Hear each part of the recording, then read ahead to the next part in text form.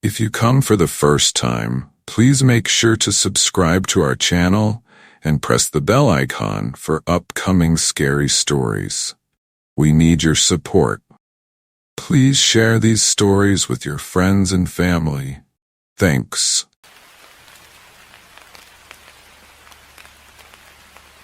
Taking a wrong turn was the first mistake. Relying on those smiles was the second. The day began like any other. I packed my gear and set off on a solo hike through the Smoky Mountains, a city man skilled at exploring the quieter corners of nature. I had done this sort of thing dozens of times before, but something about the stillness of the thick forest always called me back. I'm a bit of a loner, and I always find solace in solitude. I've had my fair share of life's blows. Just a few years ago, I lost my brother in a car accident. Since then, these hikes have been my therapy and a way to find some peace. I never expected this hike to turn into anything other than the usual trek through thick foliage. I felt the weight of my backpack and the crunch of leaves beneath my boots. I had mapped out a trail that would take me through some of the lesser-known paths. It was supposed to be a peaceful trip, just me and nature. No distractions, no people. But somewhere along the way, I must have misread the map or maybe got lost in my own thoughts. I found myself on a path I didn't recognize. As the sun began to set, painting the sky with hues of orange and pink, I realized I had strayed off course. I pulled out my map, trying to get my bearings. That's when I noticed a narrow, winding dirt road through the trees. It wasn't on my map, but it looked like a shortcut that might lead me back to the right trail. I decided to follow it, hoping it would intersect with the path I was meant to be on. The road was rough and overgrown with weeds, clearly unused for years. I kept walking, determined to find my way. The forest around me was thick, and the tree canopy blocked much of the remaining light. Then, I heard faint sounds of laughter and conversation. I was relieved to hear human voices. I quickened my pace, rounding the bend. I stumbled upon a clearing. There was a run-down cabin, smoke slowly rising from the chimney. A group of people, men and women, stood around a fire, the flames casting flickering shadows over their bodies. They turned to look at me as I emerged from the trees. Their expressions were a mix of curiosity and amusement. A large man with a thick beard spoke first, his voice gruff but not unfriendly. "Looks like you took a wrong turn somewhere," I said, trying to keep my tone light. "Come have a drink," another man said, lifting a bottle. He was younger, maybe in his late 20s, with a sly smile that didn't quite reach his eyes. I hesitated, but the lure of company and the warmth of the fire was too tempting to resist. I walked over and dropped my pack by a tree stump. "I'm Carter," I introduced myself. "Nice to meet you all." "You're Carter. I'm Zeke," said the large man, patting my shoulder with a hand that felt like a sledgehammer. He nodded toward the younger man. "This is my brother Tom," and then motioned to the others. "Our friends, Caleb, Beth, and Mary." The two women, Beth and Mary, smiled at me. Smiles that seemed a little too wide. Something about their eyes made me uncomfortable, but I brushed it off, telling myself they were probably just friendly country folk. We chatted for a while, sharing stories and laughs. They offered me food and drink. I wasn't particularly hungry, but out of politeness I accepted. As the night wore on, a strange sense of unease crept in. Their laughter grew louder, more frequent, and their eyes gleamed in the firelight.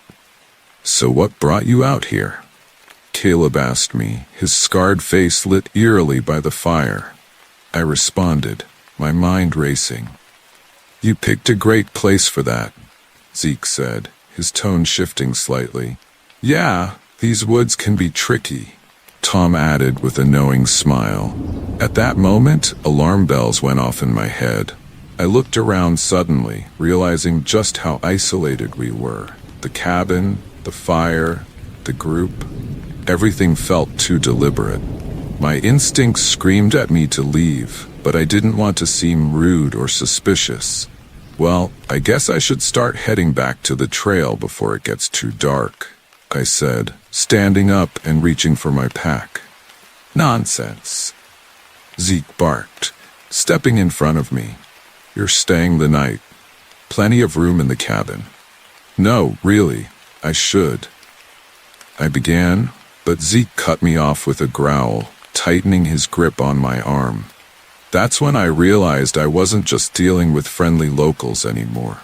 These people had a different agenda, and I was right in the middle of it. I tried to pull away, but Caleb and Tom were on me in an instant, their rough hands gripping me firmly. Let's not make this difficult, Caleb hissed, his breath hot on my face. Panic surged through me as I struggled against them, while Beth and Mary watched with cold indifference. The friendly facade was gone, replaced by a chilling amusement. Why are you doing this? I asked, my voice trembling. You'll find out soon enough. Zeke replied with a wicked grin spreading across his face. They dragged me into the cabin and shut the door behind us. The air inside was thick with the stench of rot and something else I couldn't identify. They shoved me into a chair and tied me down with practiced ease. We like to have guests for dinner, Tom said, his voice dripping with malice. My mind raced, trying to process what was happening. These weren't just unfriendly locals. They were something much worse. My heart pounded as I fought against the ropes.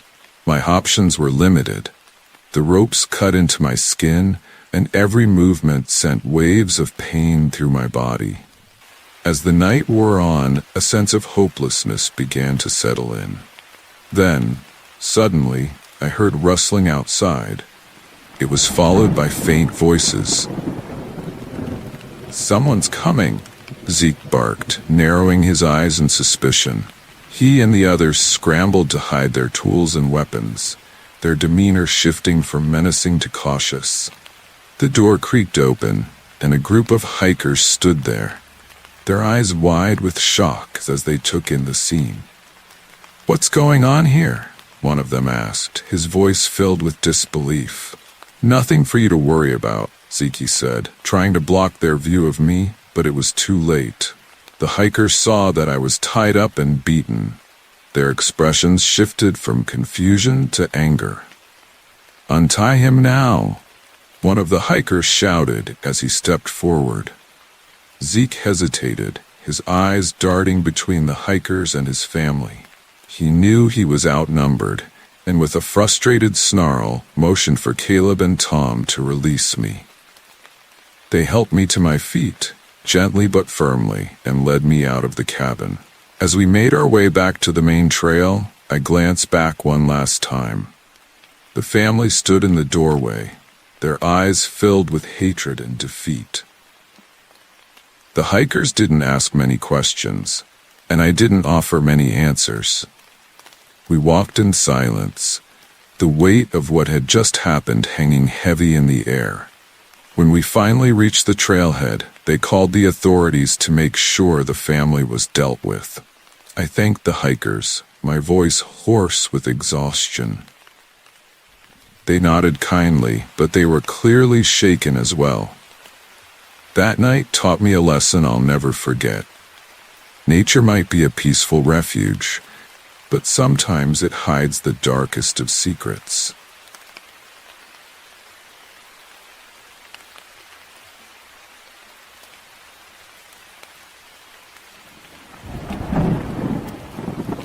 My name is James Wilson, and this is the story of how a weekend I expected to be fun turned into a battle for survival. The story began when my friend Michael and our friend Sarah invited me to join them on a camping trip to a remote area in the forests of northern Maine. Michael had discovered a perfect camping spot online, far away from the noise and usual tourist spots. He loaded the car with all the camping gear, snacks, and a cooler full of drinks, and our spirits were high as we were excited for the upcoming adventure. Our journey started off wonderfully. We laughed, sang along to our favorite songs, and joked about the horrors we might face in the woods. As we drove along, the paved road began to fade into gravel and then dirt. This didn't worry us, as Michael seemed confident in his navigation skills. But after a while, things took a different turn. The road grew narrower, and the trees surrounded us on both sides. When we reached a dead end, we realized we had gotten lost. Michael examined his phone, only to find that the signal had disappeared entirely, rendering the GPS useless. He muttered as he looked at the map. "This doesn't look right." Sarah suggested that we turn back and try to find the main road, but the main road seemed increasingly out of reach. We wandered for hours, and the sun began to set, casting long, ominous shadows as we continued driving down a narrow path in the dense forest. Finally, Michael suggested we set up camp in a small clearing, hoping to find our way in the morning. We quickly pitched our tents, but the atmosphere felt strange. The forest was unnaturally quiet. There were no sounds of crickets or rustling leaves. A chill crept down my spine, but I tried to dismiss it. We lit a fire in an attempt to lift our spirits and sat around it, talking and trying to ease the tension. Michael opened a few drinks and said, "We got lost and found ourselves on a real adventure." We laughed a little, but I sensed the tension in the air, as if the forest were watching us. Then suddenly we heard rustling in the bushes. We froze, listening intently. Michael said quietly, "Maybe it's just a deer," but his voice lacked confidence. Sarah looked around anxiously and suggested, "Maybe we should just sleep in the car tonight." Before we could decide, a man appeared from the trees.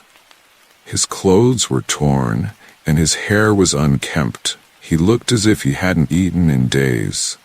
He stumbled toward us, his eyes frantic and his body trembling. He shouted, "They're coming!" Michael quickly stood up and asked, "Who's coming?"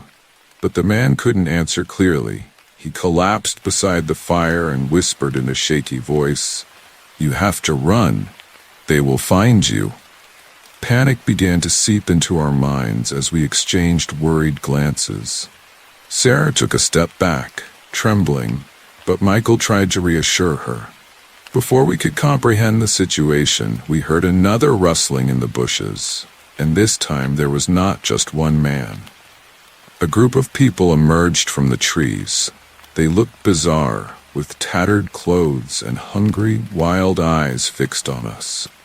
Michael grabbed a branch from the fire and raised it as a weapon, yelling at them, "Back off."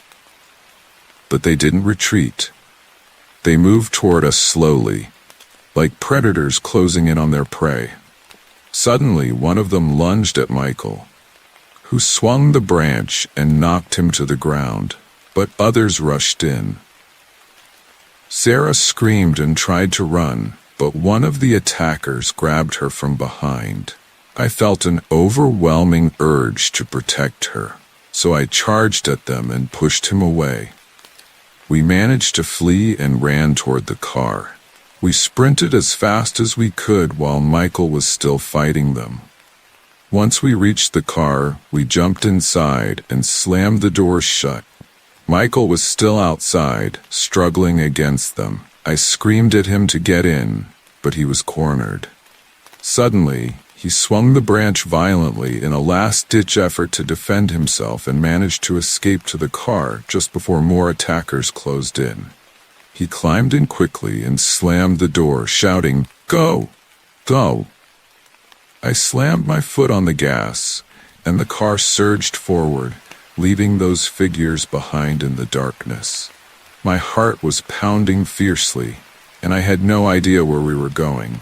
The forest seemed endless. We drove all night, constantly glancing in the rearview mirror, fearful of seeing them again. At dawn, we stumbled upon a rundown gas station. It felt like a blessing from heaven, but at the same time, it resembled a trap.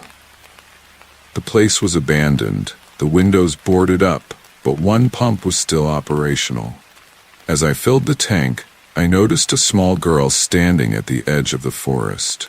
She was dirty, with torn clothes, and her eyes were filled with fear. "Are you okay?"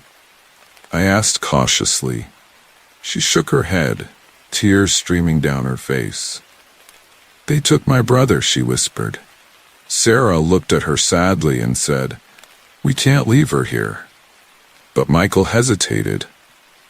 "If we go back into the woods, we might not make it out again." But I couldn't leave the girl alone. I said, "We have to try. We can't leave her brother behind." Michael reluctantly agreed, and we followed the girl's directions back into the woods. Every shadow seemed to hide a threat, every rustle a potential attacker. We soon reached a clearing where the girl said her brother was held captive. It was an old, abandoned cabin, its windows dark and menacing. We approached cautiously, weapons ready. The air was thick with the smell of decay, and the floorboards creaked under our weight as we moved through the downstairs rooms. We found him tied up, barely conscious but alive. "We're here to help," I whispered as I cut his bindings. His eyes fluttered open slowly, and he managed a weak smile. But our relief was short-lived when we heard the door open upstairs and the attackers burst in. We fought desperately, but they showed no mercy. The girl's brother was too weak to walk, and we had to drag him through the chaos we had entered. The car was colliding with the attackers who were surrounding us, forcing us to slam the gas pedal down and continue down the road as they disappeared into the distance. The journey back to civilization was a blur. We were exhausted, covered in blood and dirt, but we had survived. We reached a small town and stumbled into the sheriff's office, breathlessly recounting our story. At first, the authorities didn't believe us, but when they saw our condition and the evidence we had, they launched an investigation. The attackers were real, and their hideout was found with the remains of their previous victims. In the end, we survived, but the experience changed us. We faced something unimaginable and made it out alive, reuniting the girl with her brother and their family, while we returned to our lives forever, carrying the horrors we faced. There's no dramatic ending here, just a return to normal life forever changed, but on the surface, life goes on as it is. Yet somewhere deep in the forests of Maine, shadows still hide secrets, and the memories of that night linger in our minds.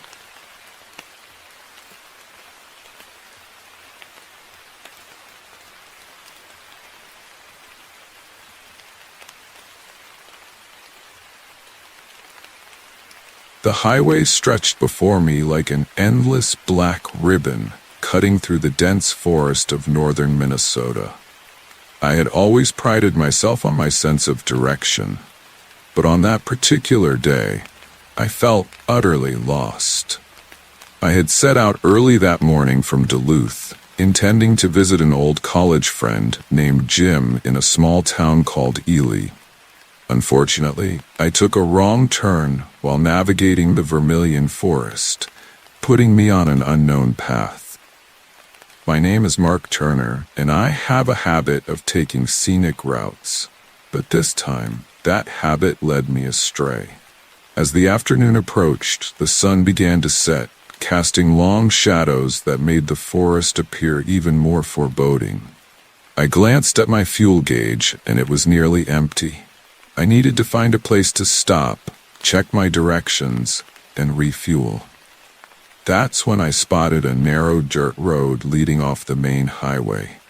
A hand-painted sign read, "Bratton's Gas Station 5 miles." When I arrived at Bratton's, I felt as if I had stepped into a different era. The station was old-fashioned, with a vintage pump standing in front of a dilapidated building and a rusty pickup truck parked nearby. The place seemed deserted, but I had no other options.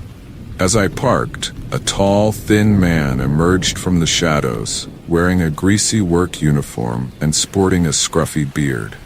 His eyes were wary but not unfriendly. "Do you need gas?" he asked in a gravelly voice. I replied with a yes and stepped out of my car to explain that I was trying to reach Ely. He nodded and began to pump gas, saying, "You've strayed a bit off course. Ely is about 60 miles west from here. Looks like you took a wrong turn back at Vermilion." My heart sank at the thought. "Can you point me to the main road?" I asked. He laughed deep in his throat. "Sure, but it's getting dark, and it's dangerous to drive these roads at night. There's a hotel about 10 miles from here. I recommend you stay there and head out fresh in the morning." I considered his advice and decided to take it. Driving unfamiliar roads in the dark didn't seem wise. I thanked him for his help. Once he finished pumping gas, he handed me the bill. As I paid, a heavy-set woman emerged from the building, carrying a tray piled with what looked like homemade bacon. "Would you like some?" she asked, pushing the tray toward me. I was about to decline when I noticed her gaze fixated on something behind me. I turned to see two other figures emerging from behind the gas station. A massive man with a scarred face and a teenage girl who looked eerily calm. The girl said in a soft voice, "We don't get many visitors here." That struck me as odd. "You should stay for dinner," she added. Alarm bells began to ring in my head. There was something unsettling about this place and its inhabitants. I smiled weakly. "Thanks, but I really need to get back on the road." But the tall man grasped my arm, not tightly, but firmly enough to convey a message. "No need to rush," he said. I looked around, searching for an escape route, but the forest loomed ominously on all sides, and the dirt road I had come from seemed to stretch on forever. I felt cornered.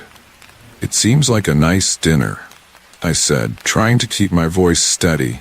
The tall man smiled slyly as I noticed the smell of cooking meat mixed with something foul. The furniture was old and rickety, reminiscent of a thrift store. They led me to a table and sat me down. The woman brought plates piled with food, meats, potatoes, and some kind of thick soup. The family sat around the table, watching me intently. I took a bite of the meat and chewed slowly. It tasted strange, unlike any meat I had eaten before, and my stomach began to churn. I forced myself not to gag. The girl smiled at me, her sharp teeth glinting. I nodded, unsure of what to say. The atmosphere in the room was stifling. I needed to get out of there, but how? The massive man sat closest to the door, while the others blocked any other exit. "Excuse me," I said, standing up. "I need to use the bathroom." The tall man pointed to a narrow hallway leading to a door on the right. I walked down the hall, my heart racing. As soon as I was out of their sight, I began to search for an escape. The windows were barred and the doors were locked. I opened the bathroom door and slipped inside, shutting it behind me. There was a small window above the sink, large enough for me to squeeze through. I climbed onto the sink, opened the window, and pulled myself up as I slipped out. I heard footsteps approaching. I had to hurry. I fell to the ground outside and ran toward the forest. I didn't know where I was going, but anywhere was better than that terrifying house. I scratched my face and hands on the branches as I ran, but I didn't stop. I heard shouting behind me. The family was chasing me.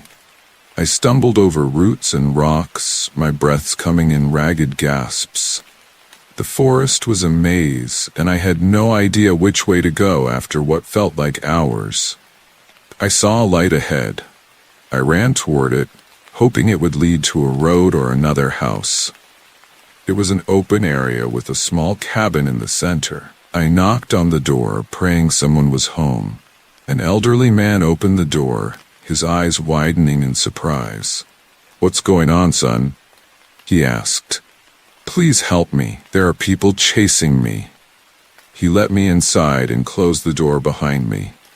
"Sit down and catch your breath," he said. I sank into a rickety chair, trying to calm my racing heart. "Thank you. I don't know who they are, but they're dangerous," the old man nodded.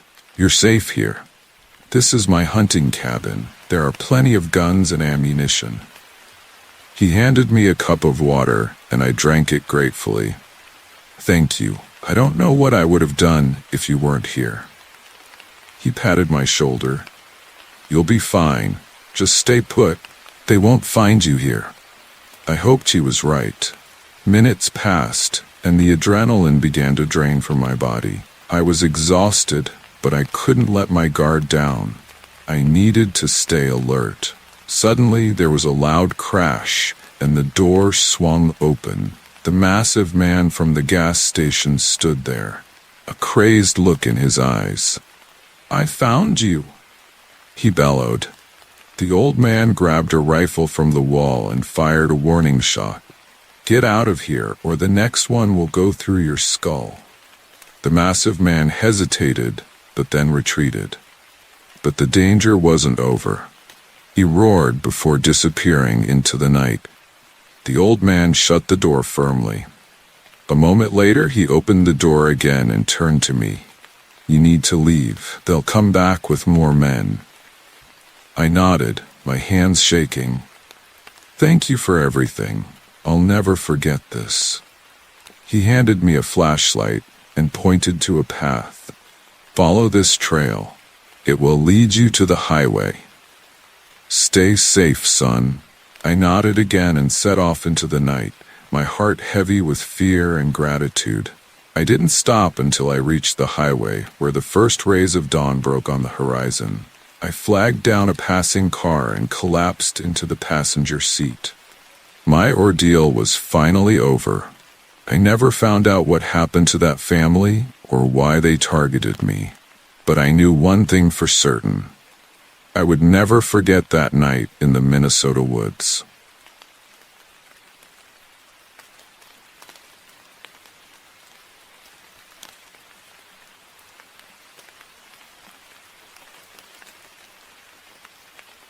I thought I knew the way, but I had just taken a wrong turn off Route 61. I could blame the old GPS or maybe my own foolishness. But now I was stuck on a narrow, winding road in the middle of nowhere. My name is Quentin Raid, and I've always had a knack for finding trouble, but this time it felt different. I gazed at the landscape around me, dense, abandoned forests on either side of the road. The trees intertwined in such a way that sunlight struggled to penetrate. I imagined I would soon find an open area or a side road, but as fate would have it, the road grew narrower and more rugged. Finally, my eyes fell on an old rusty sign that read Blackwood, and despite my better judgment advising me to turn back, I continued on. The road led me deep into the woods, where the trees crowded in as if trying to swallow my car. Just as I began to doubt my decision, the trees parted, revealing a small clearing with a dilapidated gas station and a rundown diner. The place looked like it had been abandoned for decades, but there were a few cars parked in front. I thought about stopping to ask for directions, and maybe grab a cup of coffee to clear my mind. I parked my car and got out, gravel crunching beneath my feet. The only sound in that eerie silence was the air saturated with the scent of pine and decay. I pushed the door to the diner, and a small bell jingled overhead. The inside was as tattered as the outside, with peeling wallpaper and flickering neon lights. There were a few customers who looked like they hadn't seen the outside world in a long time. Behind the counter stood a large man with a gray beard and a stained apron, eyeing me with suspicion. I approached him, feeling lost, and he asked in a gruff voice. "Yes," I answered, trying to sound confident. I was trying to get back to Route 61. He smirked and said, "Your GPS doesn't work here. You might as well put it aside." I nodded, feeling uneasy. "Is there another way back to the highway?" He wiped his hands on his apron and gestured out the window. "Keep going down this road. You'll reach a fork. Take the left path and it will lead you to the main road." I thanked him, but something in his tone made me doubt his directions. I ordered a coffee while I thought. I needed a break before I plunged back into the maze of trees. While I waited, I felt something unsettling. All the customers were staring at me, their eyes following my every move. An elderly woman in the corner whispered to her companion while he shook his head, looking at me with a mix of pity and fear. I took my coffee and decided to return to the road as I was leaving. The large man called out behind me, "Stay on the road and don't stray." His words echoed in my mind. I returned to my car and passed by the gas station. The road twisted and turned through the woods, as if the trees were closing in on me, with branches stretching out like skeletal fingers. After hours, I came to a fork, with the left path leading to the main road, but I couldn't remember where I had taken the left. I soon realized I was still lost. The road was rough and overgrown, as if it were twisting around itself. Panic began to seep into my body as darkness fell. Just when I thought I would be driving in circles forever, I saw someone standing in the middle of the road. I hit the brakes, my heart racing. It was a woman, her clothes torn and dirty, her eyes wide open with fear. I ran to my window and banged on the glass. "Please help me," I shouted. I rolled down the window and asked, "What happened?" She replied urgently, "They're coming.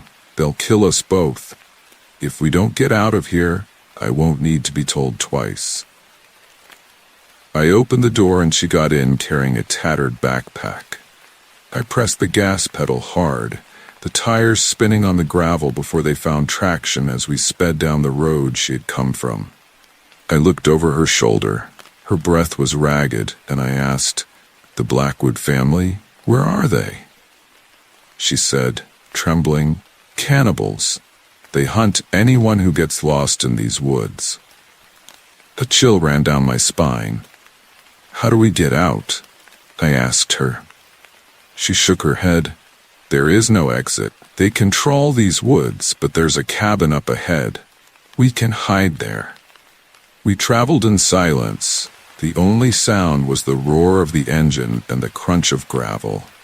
True to her word, we found the cabin, a dilapidated structure hidden among the trees. We left the car and ran inside, closing the door behind us. The cabin was dark, the only light coming from a single flickering bulb. "We can't stay here," I said. "They'll find us." She nodded. "But we need to rest. We'll move at first light." We huddled in a corner, listening to the sounds of the woods, every creak of a branch, every rustle of leaves making my heart race. Hours passed, but sleep was impossible as dawn approached. We heard footsteps outside, heavy, deliberate steps. She whispered, pale-faced, "They've arrived." We crept to the window and took a look. A group of men stood outside, their faces twisted in a strange semblance of humanity. The leader, a massive man with unkempt hair and a blood-stained shirt, shouted, "Come out, and we'll make it quick." I looked at the woman. "Do you trust me?" I asked. She nodded, her eyes filled with determination. "Follow me," I said as I grabbed a rusty pipe from the corner. We slipped out the back door, moving as silently as we could. The forest was a maze, but the woman seemed to know the way. The sounds of the pursuit faded with every step. Just when I thought we might have escaped, we stumbled into a clearing, and the scene that greeted us was gruesome. Blood was pooling, cold bodies, or what was left of them, hanging from the trees like grotesque decorations, bones and pieces of flesh scattered on the ground.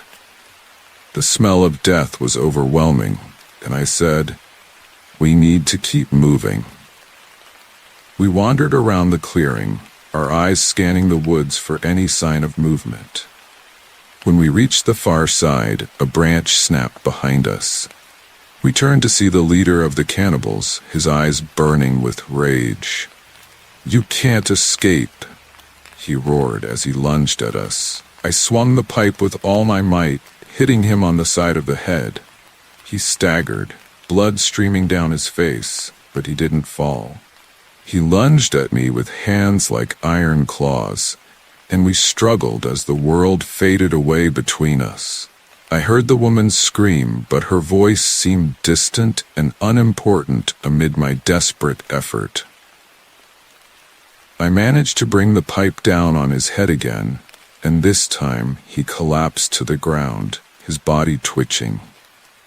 Before I could calm down, I staggered back, gasping for air with trembling hands.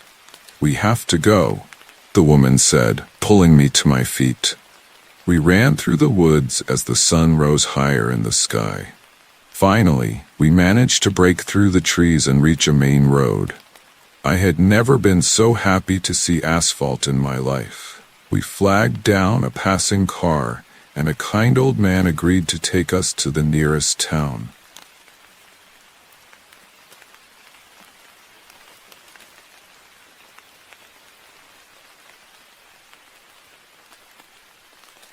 "Do you trust me?" I asked. She nodded, her eyes filled with determination. "Follow me," I said as I grabbed a rusty pipe from the corner. We slipped out the back door, moving as silently as we could. The forest was a maze, but the woman seemed to know the way. The sounds of the pursuit faded with every step. Just when I thought we might have escaped, we stumbled into a clearing, and the scene that greeted us was gruesome. Blood was pooling, cold bodies, or what was left of them, hanging from the trees like grotesque decorations, bones and pieces of flesh scattered on the ground.